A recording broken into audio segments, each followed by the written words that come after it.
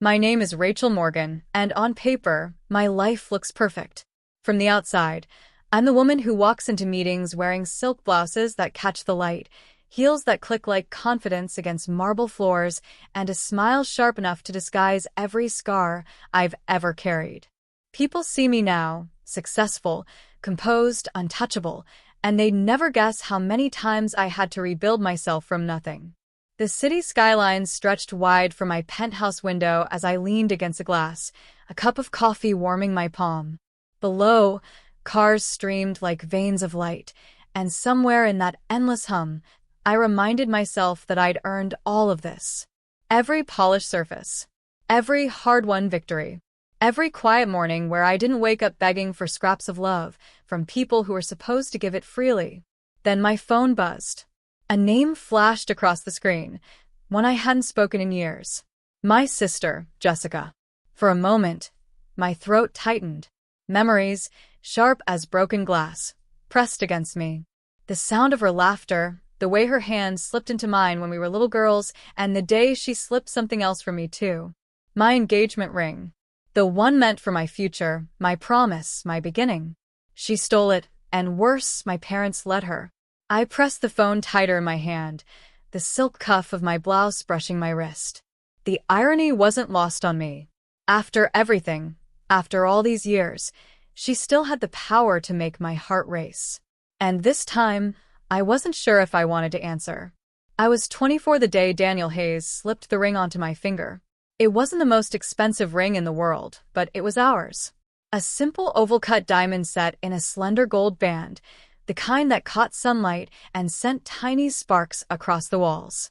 I remember staring at it until my eyes blurred, thinking, this is the beginning of my forever. That night, I whispered to myself in the mirror, Rachel Morgan, soon to be Rachel Hayes. My cheeks glowed pink, my hands shook with a mixture of disbelief and joy. For once, I felt chosen, safe, anchored in a way I had never felt in my own family. But 2 weeks later, everything collapsed. I walked into my parents' living room on a Sunday afternoon, my heart light from picking out wedding magazines, only to freeze mid-step. My sister, Jessica, stood in the center of the room, her hand outstretched, her voice breaking with fake surprise as she announced to my parents, Ethan just proposed, and there it was, my ring, on her finger. At first, I thought I was hallucinating. I laughed nervously, waiting for her to explain. Maybe it was a mistake, maybe she borrowed it. But when she smiled, that sly, satisfied smile, the truth set in like poison in my veins. Jessica, my voice cracked. That's my engagement ring. The room went silent. My mother looked away. My father cleared his throat. Jessica tilted her head, feigning innocence. Rachel, don't make this about you. Ethan wanted to propose, and he didn't have time to get a ring. I just borrowed it. And honestly, it looks better on me. My breath caught. My hands trembled. I looked to my parents, waiting, begging for them to step in, to defend me. But my mother simply said, Honey, don't be dramatic. Jessica's in love, too. Rings can be replaced. Family can't. Those words shattered me more than the theft itself. I wasn't their priority. I never had been. I ran upstairs, heart hammering, tears burning hot against my cheeks. I gripped the edge of my bed, the magazines still scattered across the sheets. My future felt ripped away, piece by piece. That night, my grandmother, the only person who ever saw me clearly, found me curled in the dark. She placed a small silver locket in my palm, her wrinkled fingers closing mine around it. Listen to me, Rachel, she whispered. What people steal from you says more about them than it does about you. But what you build from nothing, that's yours forever. Her words rooted in me, even as my heart cracked. And in that moment, I decided, if my own family couldn't protect me, I would protect myself. I would leave, and I would never look back. Walking out of my parents' house that night felt like walking barefoot across broken glass. Every step cut deep, but every cut pushed me forward. I packed 2 suitcases, stuffed them into the trunk of my beat-up Honda, and left without saying goodbye. The first months were brutal. I slept on a friend's couch, ate instant noodles until I couldn't stand the smell, and worked 2 jobs just to cover rent on a studio apartment that was barely bigger than a walk-in closet. Some nights, I cried into my pillow, staring at the cracked ceiling and wondering if I'd made the biggest mistake of my life. But then, little by little, things began to shift. I started working at a local marketing agency, the kind of place where your boss expected you to fetch coffee and smile more than share ideas. Still, I stayed late after hours, teaching myself design software, studying campaigns, and scribbling down every idea that came to me. One evening, the creative director, Linda Parker, walked past my desk and noticed my sketches. She raised an eyebrow. "Did you make these?" she asked. I swallowed hard. "Yes. Just practicing." She studied them for a moment, then smiled. "You've got an eye, Rachel. Don't waste it fetching coffee." Those words lit something in me. For the first time since my grandmother's advice, I felt seen again. Linda became my mentor, pushing me into projects I didn't feel ready for, but always reminding me I could handle them. I fumbled through presentations, stuttered in meetings, and once even spilled coffee on a client's proposal.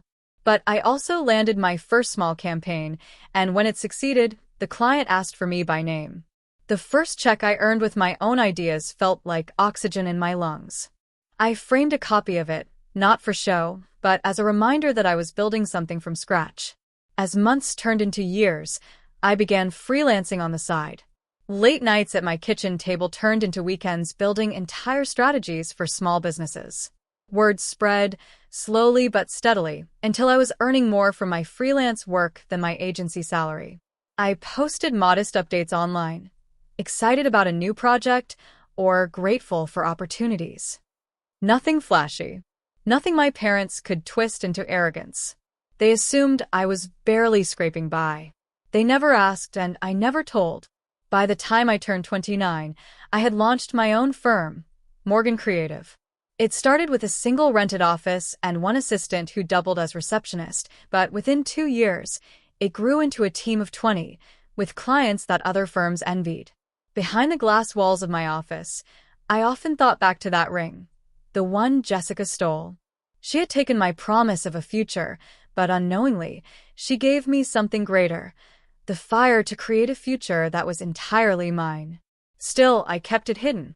My family didn't know about my penthouse, my company, or the awards on my shelves. To them, I was just Rachel, the daughter who drifted away. And that was exactly how I wanted it. Because one day, I knew they'd see the truth. And I wanted them stunned. The knock on my office door came just after 11 a.m. I wasn't expecting anyone. My assistant, Sophie, poked her head in, her voice hesitant. "Rachel, your family is here." For a moment, the world tilted. My pen slipped from my fingers, rolling across the sleek mahogany desk. I hadn't seen them in nearly 6 years. And now, they were standing in the lobby of Morgan Creative, with my name etched in glass above the doors. "Send them in," I said, my voice calmer than the storm inside me. The door opened wider, and there they were. My parents, older, but still carrying the same air of quiet judgment. And Jessica, perfectly polished, her diamond earrings catching the light, her hand looped around Ethan's arm. They all froze when they stepped inside. The room wasn't extravagant, but it was intentional. White walls lined with bold artwork from local artists I admired. A long window offered a sweeping view of the skyline.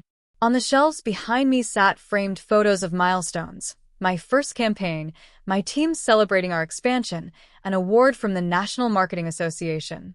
I didn't say a word. I let them take it in. Let them realize this wasn't some borrowed office space. This was mine. Finally, Jessica broke the silence. "Wow, this is nice. You work here?"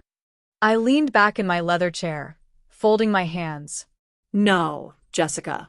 I own this place." Her face faltered, but my parents quickly stepped in, their voices dripping with that familiar mix of surprise and caution. "Rachel, we had no idea you were doing so well," my father said. My mother added, "Why didn't you tell us?" I let out a quiet laugh, not cruel, but edged with years of hurt. Because when I needed you to believe in me, you didn't. When Jessica stole my ring, you told me not to be dramatic. You chose silence over me. So I chose myself. Jessica's smile tightened. You're still hung up on that ring? God, Rachel, that was years ago. Ethan and I are married now. It worked out for everyone. I stood, the soft click of my heels echoing on the hardwood as I crossed to the window. It didn't work out for me. It broke me. But sometimes, Jessica, being broken is the best thing that can happen, because you get to decide how to put yourself back together. They were quiet, their reflections shimmering faintly in the glass. I turned back, my voice steady. You thought I'd fail. That walking away meant weakness. But I built this from nothing. The clients you see on billboards? Some of those campaigns are mine. The nonprofit you praised last Christmas? We designed their entire rebrand. I'm not the fragile girl crying in her bedroom anymore. I'm Rachel Morgan. And I own everything you see here. The silence was thick, heavy. My father's jaw tightened. My mother blinked back tears she didn't want to shed, and Jessica's lips parted, as if she wanted to spit something out, but nothing came. Ethan cleared his throat awkwardly. Rachel, this is impressive.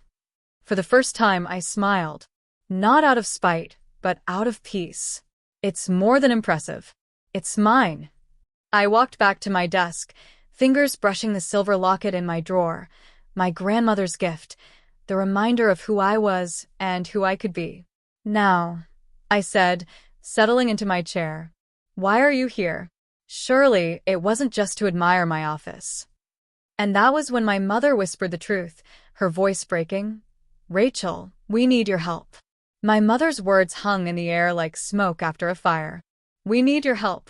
For years, I had dreamed of this moment, not out of revenge, but for clarity.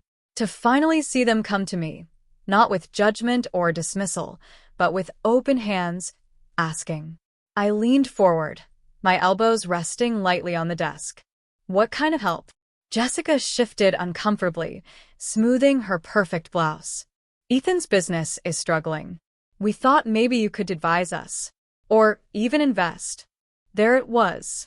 The same sister who once wore my engagement ring with pride, now staring at me across my office, needing what I had built. I glanced at my parents, who sat stiff, their eyes pleading silently. I could have laughed. I could have thrown them out. But power, real power, isn't about cruelty. It's about choice. I folded my hands. I'll consider it. But there will be conditions. Jessica rolled her eyes. Conditions? Rachel, this isn't a game. Yes, it is. I cut in sharply, my voice calm but unyielding. And for once, I'm the one setting the rules. The room went still. I turned first to my parents. You taught me that family comes before everything. But you didn't live by that when I needed you most. If you want my help now, you'll start by acknowledging that you were wrong. Not just to me, but in the way you raised us, the favoritism, the silence, the excuses. I won't accept your need until I hear your truth. Their faces flushed, but they said nothing yet. Then I faced Jessica. And you took from me something you had no right to. Not just a ring, but the life and love it symbolized. You never apologized. If you want my support, you'll start by admitting what you did. And not just to me, but to Ethan too. Because if he doesn't know the full story, then your entire marriage is built on a lie.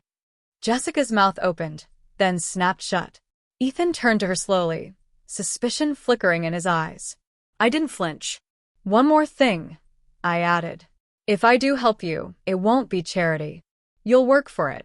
Jessica, you'll spend 6 months volunteering at a nonprofit I sponsor. No excuses, no shortcuts. You'll learn what it means to give without taking. And Mom, Dad, you'll attend counseling sessions. Individually and as a couple. Because the cycle ends here. Their stunned silence filled the room. I could see pride warring with desperation in their eyes. They weren't used to me holding boundaries, let alone commanding them. I softened my tone, but not my stance. I don't say this to humiliate you. I say it because I finally understand something. Love without accountability isn't love. It's enabling. And I won't enable you anymore. For the first time, my father spoke, his voice low. "And if we say no?" I smiled faintly. "Then you walk out of here with nothing. Just like the day I walked out of your house." The silence was heavier than any shout. For once, I wasn't the fragile daughter begging to be heard. I was the woman they couldn't ignore. The weeks that followed felt surreal. For once, my family didn't vanish after a confrontation. They actually stayed. Not every demand of mine was met overnight, but slowly, cracks began to form in the walls they'd built for decades. My parents went to counseling. At first, my mother treated it like a chore, but by the third session, she called me in tears. "Rachel, I never realized how much I silenced you. I thought I was keeping the peace. I see now I was breaking you instead." My father took longer. His pride was a mountain, but eventually, even he admitted, "I should have defended you that day. I failed you as a father." Hearing those words didn't erase the hurt, but it began to stitch a small seam where there had only been open wounds. Jessica fought me the hardest. She stormed out of our meeting more than once, calling me dramatic, controlling, bitter. But when Ethan learned the truth about the stolen ring, the mask finally cracked. Their marriage didn't collapse, but it shook. And for the first time, Jessica stood in front of me without armor. "I'm sorry, Rachel," she whispered one afternoon, her eyes rimmed red. "I took something that wasn't mine because I didn't think I was enough. I made you feel invisible to make myself shine. And I hate myself for it." Those words didn't undo the betrayal, but they mattered. And maybe, just maybe, they were the first step towards something real between us. One evening, I stood in my office long after my team had gone home. The city lights pulsed below, alive and endless. I opened the drawer and held my grandmother's locket in my hand. The silver was worn, its hinge squeaking faintly, but inside, her tiny handwritten note still sat folded. "What you build from nothing is yours forever." I smiled softly. She was right. I thought about that stolen ring, the beginning I lost. For years, it symbolized pain, betrayal, and a future stolen from me. But now I understood something deeper. Losing it had forced me to create a life far greater than the one I had imagined. I wasn't defined by what was taken from me. I was defined by what I made with my own hands. As I closed the locket and slipped it back into the drawer, I whispered to myself, steady and sure. My sister may have stolen my engagement ring, but she could never steal the woman I became.